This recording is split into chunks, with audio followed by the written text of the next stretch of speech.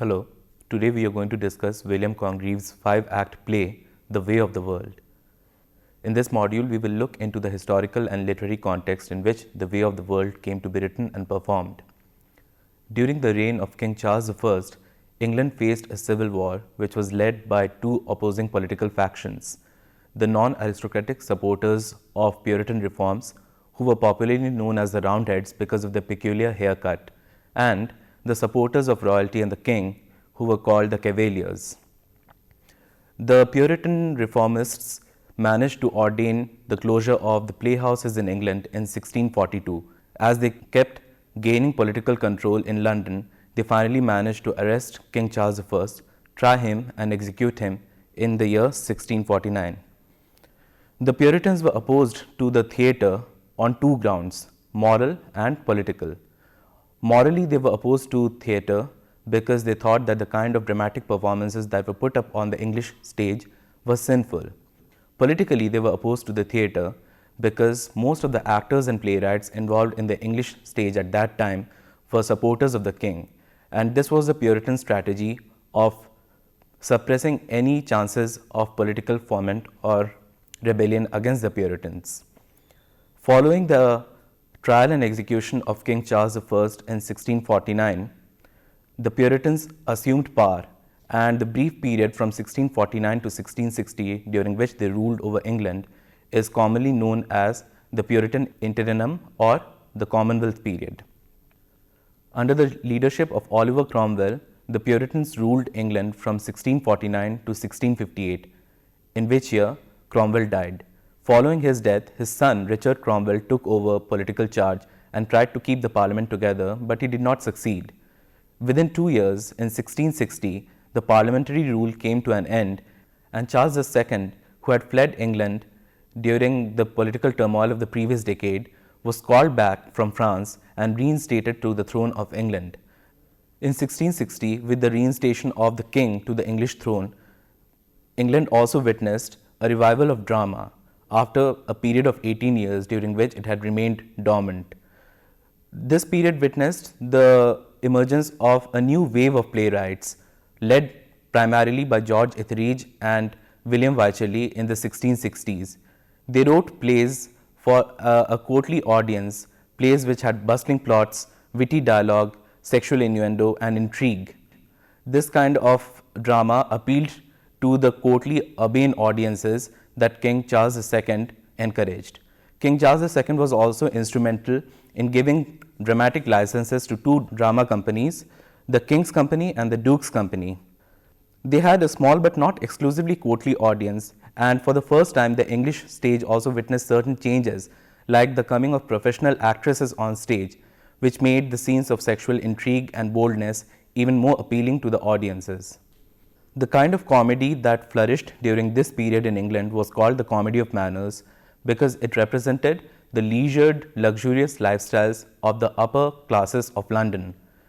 These comedy of manners were written by Wycherley and Etheridge to demonstrate the faults and foibles of the upper classes of society and mock them in a self-indulgent fashion.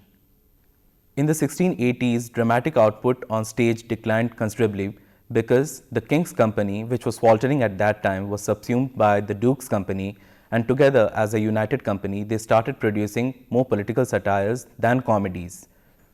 The comedy of manners witnessed a brief spell of revival again in the 1690s with the coming of William Congreve onto the English stage. William Congreve wrote 4 moderately successful plays within a very short span of 7 years, from 1693 to 1700. His most critically acclaimed comedy, The Way of the World, was written in 1700 but was met only with mild commercial success. In fact, by this time, popular taste was turning towards the more tame and sentimental middle-class sentimental comedies of the 18th century. In fact, Jeremy Collier wrote a short view on the immorality and profaneness of the English stage as a trenchant critique of the kinds of comedy that were being written during that period. William Congreve is supposed to have taken this to heart and stopped writing plays after the publication of The Way of the World. The comedies written by William Congreve and subsequently by his followers such as George Farquhar and John Vanbrugh were more in tune with the middle class ethos though Congreve managed to strike a very delicate balance between the cynicism of his predecessors like Wycherley and Etheridge and the tame sentimentality of his followers such as Vanbrugh and Farquhar.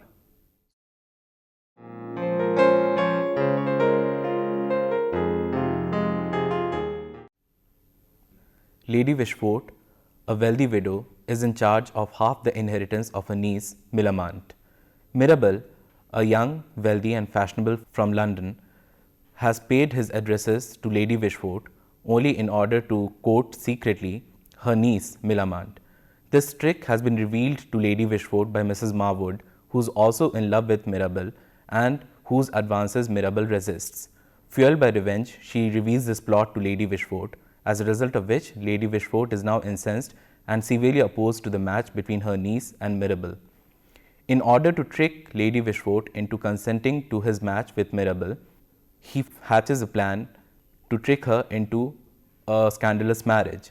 He gets his servant Waitwell to marry Lady Wishfort's servant Foible. Following this marriage, he asks Waitwell to disguise himself as his rich uncle, Sir Roland, who supposedly hates his nephew and is determined to disinherit him of his fortune by producing an heir of his own.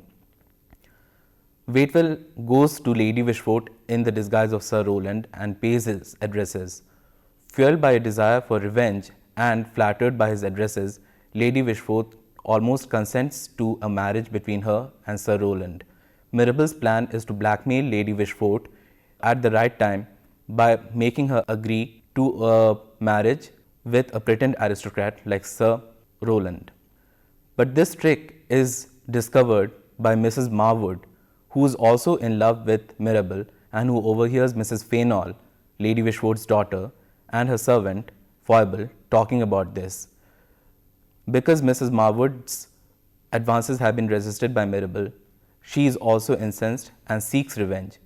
Therefore, she goes to Fainall, her paramour, with whom she is having an illicit affair, and tells him of Mirabell's plot.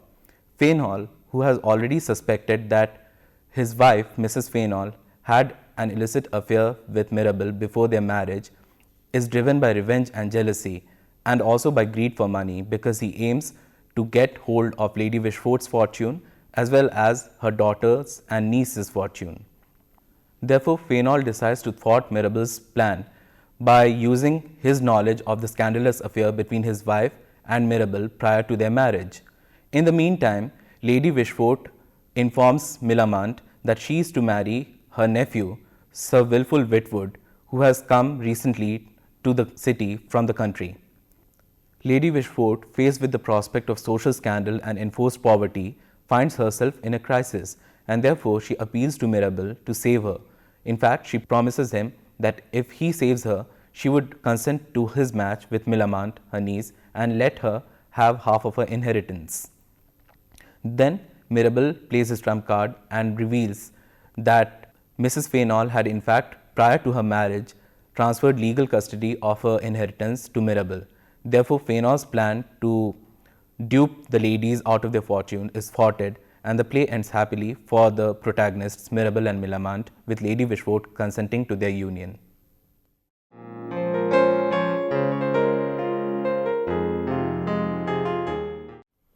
Dramatic irony is a literary device that playwrights often use in order to give the audience more information than one or all of the characters on stage have. This creates a situation in which the audience has greater knowledge of the actions and words on stage than the characters themselves do. This leads to certain kinds of tragic and comic effects on stage. For instance, ancient Greek and Roman playwrights used this technique of dramatic irony quite frequently in their plays because they mostly dramatized popular myths and legends that were part of the cultural common knowledge. For instance, in Sophocles' King Oedipus, the audience is already aware of the sequence of events and the ultimate fate of the titular character. However, the character of King Oedipus himself on stage is unaware of the import and the consequences of his actions. This leads to a kind of difference in terms of knowledge that the character on stage has from what the audience themselves have, and this leads to a kind of dramatic effect that is tragic in its import. On the other hand, Shakespeare used this technique of dramatic irony quite skillfully in most of his comedies.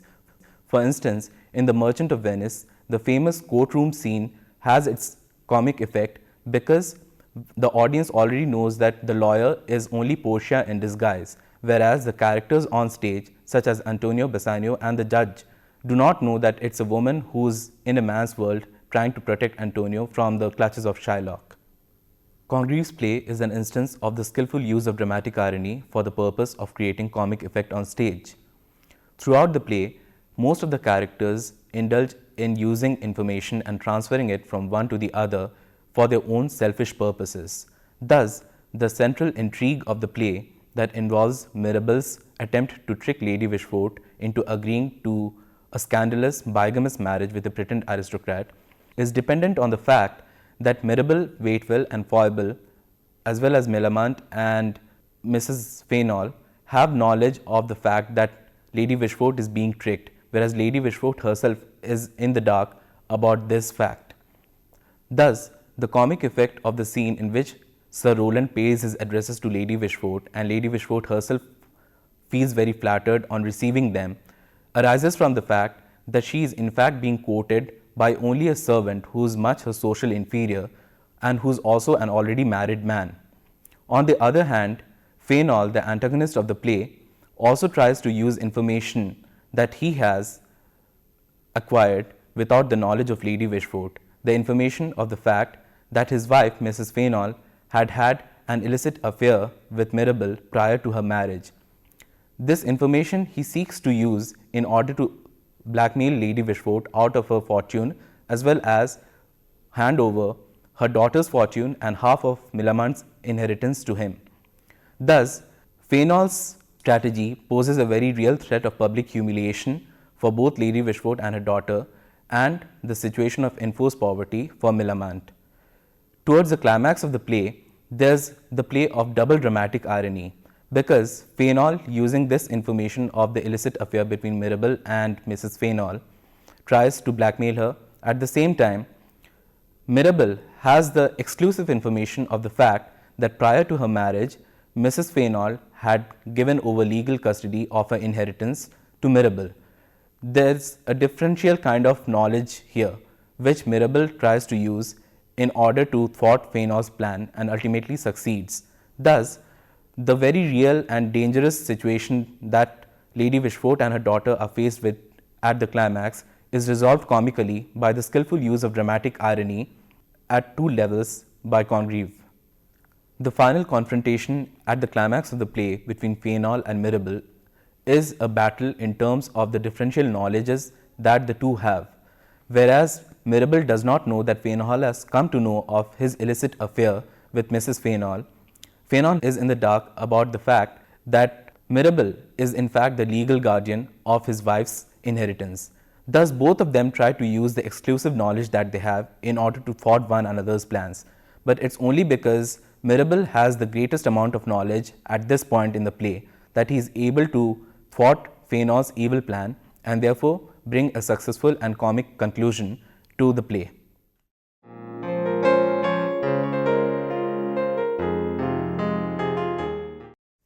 Subplots are a common feature of most romantic comedies, especially of restoration comedy of manners. They serve to complicate the main plot as well as often offer an amusing foil to the main action of the play. In Congreve's play, the main plot is set off by the subplots from the very beginning. The central intrigue of the play that involves Mirabel's deception of Lady Wishfort by presenting his servant Waiteville as his uncle Sir Rowland always faces the danger of being thwarted by antagonists. This subplot is set into motion when Mrs. Marwood overhears Mrs. Fainall and Foible discussing the plan to trick Lady Wishfort.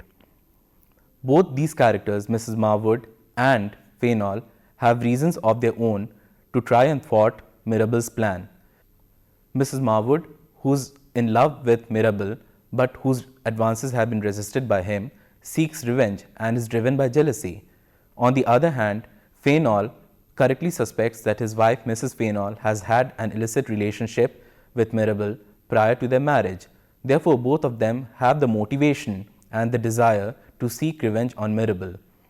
Thus, when Mrs. Marwood overhears Mrs. Fainall and Foible discussing the plan, she also gets privy access to information that was hitherto only secret and suspected, that Mrs. Fainall had had an illicit relationship with Mirabel and that they are now trying to hatch a plot in order to trick Lady Wishfort. Driven by jealousy and by the desire to seek revenge, Mrs. Marwood transfers all this information to Fainall. Thus, both these characters are now equipped with the means of sabotaging Mirabel's plan. The subplot involving the plan hatched by Mrs. Marwood and Fainall to thwart Mirabel's plan therefore poses a direct complication and finally a crisis to the central plot. On the other hand, Lady Wishfort's attempt to get her niece Millamant married to Sir Wilful Whitwood offers another subplot.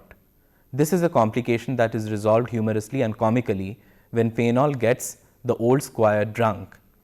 Thus, not only is this subplot used to pose a complication, it is also resolved humorously and comically because the squire gets drunk, and ultimately it paves the way clear for Millamant and Mirabel's union. It also leads up to the confrontation in the final scene between Mirabel and Fainall. Therefore, the subplots of the play derive their dramatic force both in terms of the psychological motivation of the characters and the consequences of the actions that they perform on stage from the main plot of the play, which involves the attempt of Mirabel to trick Lady Wishfort into consenting to his marriage with Millamant, her niece, without losing half of her inheritance. In terms of offering comical contrast to the central scene of courtship between Mirabel and Millamant, Sir Roland's courtship of Lady Wishfort offers an amusing foil. It's hilarious because it's a courtship scene between socially unmatched individuals.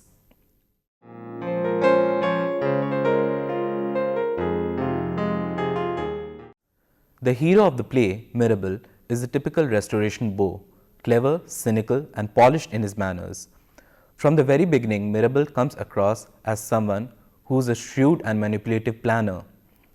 Thus, he makes sure that before he hatches the plot of tricking Lady Wishfort into consenting to a scandalous marriage, he makes sure that Waitwell, his servant, is already married to Lady Waitwell's lady-in-waiting, Foible. This is in order to ensure that Waitwell does not betray his master in the face of temptation. He is also quite unabashedly manipulative in his dealings with not only Lady Wishfort but also her daughter, Mrs. Fainall, with whom he has had an illicit affair and has impregnated her. In order to cover up the scandalous affair, he makes Mrs. Fainall marry his friend Fainall. However, there are certain redeeming qualities about Mirabel. If he is shrewd and manipulative in his dealings with Lady Wishfort and her daughter, he is also gallant, polished, and civilized in his dealings with her niece Millamant, whom he wishes to marry. He seems, in fact, to be quite desirable and popular with ladies in the play. Therefore, even Mrs. Marwood, whose advances he has refused, is still secretly in love with him. Mirabel, in fact, also has the redeeming quality of being able to criticize and analyze his feelings in an ironic fashion. Thus, when he analyzes his own feelings for Millamant, he comes to a conclusion that he must truly be in love with her. In spite of the fact that he is capable of genuine feeling, he also has ample common sense, which is why he is unwilling to marry Millamant by forfeiting half of her inheritance. He is also quite dignified and witty in his dealings with Millamant and does not buckle under the pressure of her constant teasing. He is also a very good judge of character, which is evident from the way in which he assesses Fainall's character quite harshly but very accurately. In fact, his grasp over the psychological makeup of Lady Wishfort is another instance of how he is a good judge of character. He is able to trick her because he flatters her vanity, both himself and subsequently through the disguise of Waitwell as Sir Roland. He uses his ample good sense also to make the plan foolproof by ascertaining that neither Millamant nor Mrs. Fainall lose any part of their inheritance to the greed of Fainall. The heroine of the play, Millamant, is a perfect match for Mirabel because she is as charming and witty as she's affected and flirtatious. In fact, what makes her so likable and attractive is the fact that she is able to use her feminine power in order to hold her own in the face of Mirabel's refined gallantry. She is completely self-assured in the courtship scenes, and she deals with dignity and cleverness with all her suitors. Yet she is not incapable of self-reflexive irony. The way in which she analyzes her own feelings for Mirabel reflect Mirabel's own assessment of his feelings for her. And in this sense, they are both well matched. Like Mirabel, she is practical and level-headed in spite of the capacity of feeling genuine passion. Therefore, she is unwilling to forfeit her fortune just to marry Mirabel. In fact, both Mirabel and Millamant are well matched in that they acknowledge the truth and the strength of their own feelings for one another, though not to one another. They are both practical and level-headed, and therefore, in spite of feeling attracted to one another, they are unwilling to make an injudicious and financially unsound marriage.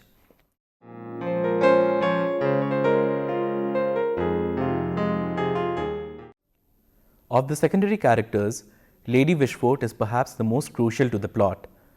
She is shown to be vain and lacking in common sense, as a result of which she falls easy prey to Mirabel's trick. She mistakes his initial flattery of her as a sign of his love for her, and is not able to see that his real intention was to court Millamant, her niece. She is also somewhat self-delusional and is always obsessed with mirrors, jewels, and makeup. It's because of her susceptibility to flattery and a refusal to acknowledge the fact that she has become now an old woman and is unable to attract young suitors that she falls easy prey to Mirabel's central scheme of getting her to accept Sir Roland's addresses. She is also a bad judge of character because practically everybody she trusts within her family or outside ends up betraying her. And this is also because she is rather high-handed in dealing with people. She not only tyrannizes her servant Foible and therefore encourages her indirectly to betray her, she is also very tyrannical in her dealings with Millamant, her niece, and in refusing to let her marry whom she pleases. She refuses to see the fact that it might actually be a good match for Millamant to marry Mirabel. Thus, both Millamant and Foible have the psychological motivation of betraying Lady Wishfort, and Mirabel has the means of betraying her because of his grasp over her psychological makeup. The antagonist of the play, Fainall, is essentially a corrupt, distorted version of Mirabel. He is suspicious of everyone around him and is driven primarily by the motives of jealousy and revenge. He is a ruthless, hypocritical, opportunistic man who marries for money and has no qualms about cheating on his wife. In fact, he is quite willing to cheat both his wife and his mother-in-law out of their fortunes. He does not even have any genuine feeling for his mistress, Mrs. Marwood, and all he is interested really is in seeking revenge on Mirabel. Though he has a valid reason in resenting Mirabel because of the fact that his wife has had an illicit relationship with him prior to their marriage, he is not clever enough to thwart Mirabel's plan. In fact, his scheming, mercenary attitude towards relationship is the guiding motive in his characterization through the play. He is indeed Mirabel's distorted reflection, lacking both in the former's outward polish and in his inner capability of feeling genuine passion. In contrast to the powerful and rich protagonists of the play, Mrs. Fainall and Mrs. Marwood represent the precarious situation that women without financial means of their own had to face at the turn of the 18th century in England.